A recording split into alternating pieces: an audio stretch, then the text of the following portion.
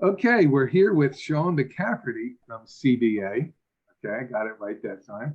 Um, they won 5 of the last 6 meet champion titles in cross country. So since we're talking about cross country, it's a good place to start. So let's start with the first question. How much time do you give the kids off after spring track? So we take 2 weeks. We take two breaks during the year, one after cross country, one after spring track. It is 2 weeks. The first week, they do no running at all. The second week, they run every other day for 15 or 20 minutes. I don't care how fast they go.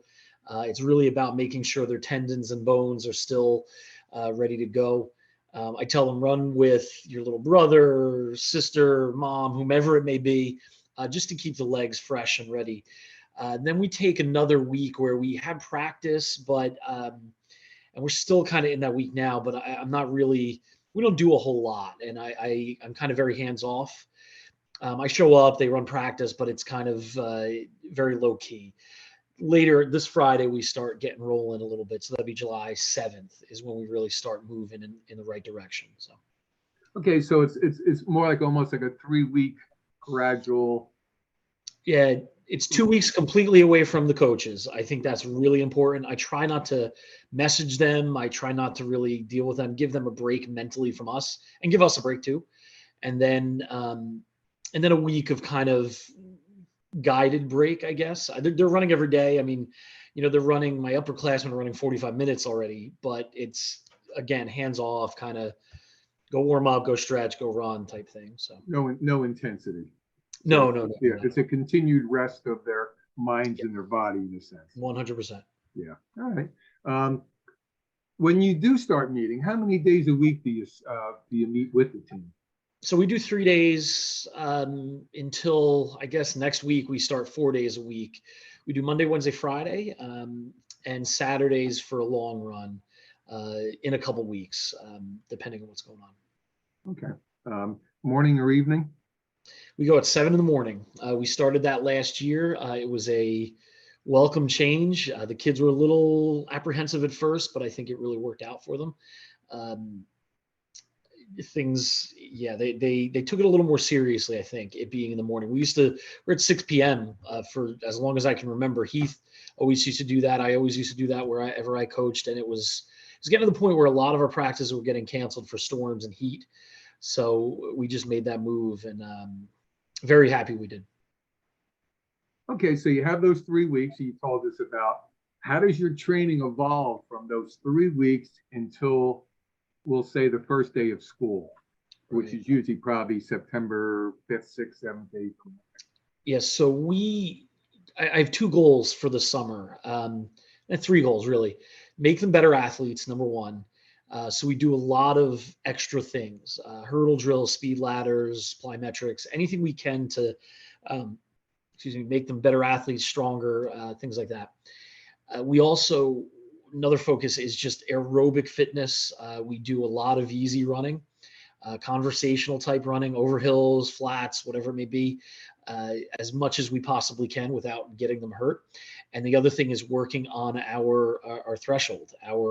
Um, I talk about two thresholds: the ventilatory threshold 1 and ventilatory threshold 2.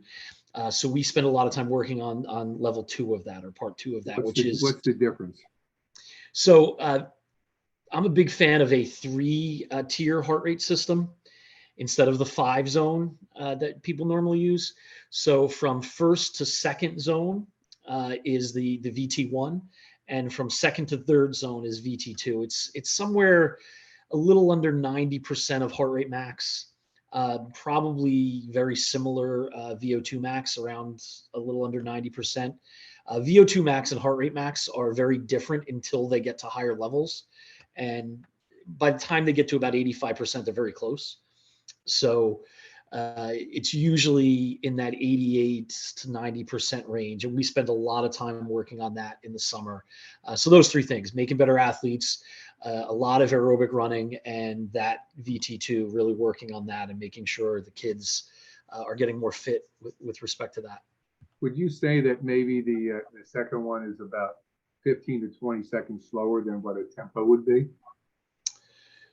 Uh, I know some colleges will do like, they'll call it tempo and then an anaerobic threshold where they, they might do, one might be tempo and the other one might be almost a marathon pace in a sense. It might be 20 seconds slower. So this would be the anaerobic threshold, essentially. Yeah. Yeah, once you get 90%, that's when you start jumping into that anaerobic side. So we try to walk that line as best we can. I mean, it's really hard without proper lab studies and things like that. But I use about a minute to a minute 10 slower than their mile PB. Okay.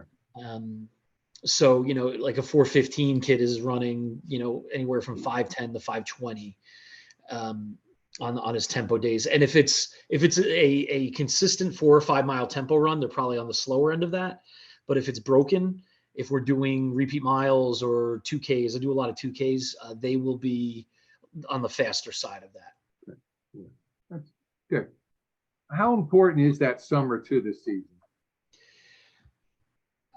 It is the most important thing. It's hard to get that going, get that fitness. Becoming a better athlete, those three things I said take so long to get good at, to improve at. Speed is something that you can pick up rather quickly, no pun intended. And even VO2 max is something that you can work on, a couple of workouts and it hits.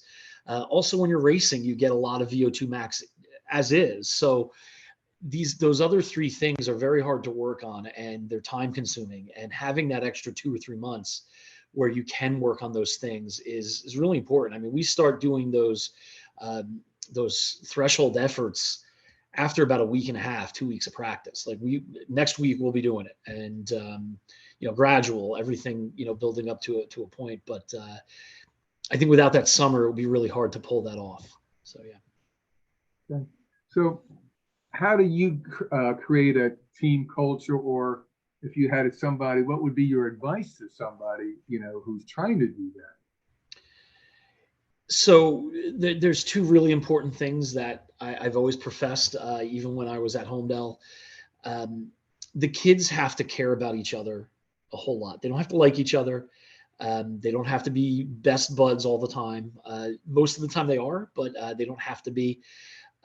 They have to care about each other, and they have to care about each other's outcomes more than their own outcome. I have found that if they can learn to let go of their individual performance, they do better for themselves and they do better for the team. And I think that is the absolute number one thing. And the number two thing is, don't worry about how fast they run. That doesn't matter. We're high school coaches. Your number one goal should be trying to make the kids better people. And, with that comes success. If you're showing them everything they need to do to be a good athlete and a good runner, they're going to be better. They're going to improve as an athlete, but they're also going to improve as a person. And I guess the third thing, the kids will never care more than the coach. So if there's a day when you're not feeling it and you're low energy, the kids are going to be low energy and not feeling it. So those three things I think are really important. Be high energy and really care. And it's not about rah, rah, rah necessarily, but you really have to care about them and show them that you really care. I learned that from Carl Torsha. One of the things, he's always there. He's always there for the kids, no matter what. He's always there. And I think that's one of his big assets. I don't even think he realizes that's one of his big assets, but it is. And those three things are really important to building that culture. And it's really about creating that care between each other that is so important. All right. Well, thank you so much. And good luck this season. Thank you. All right.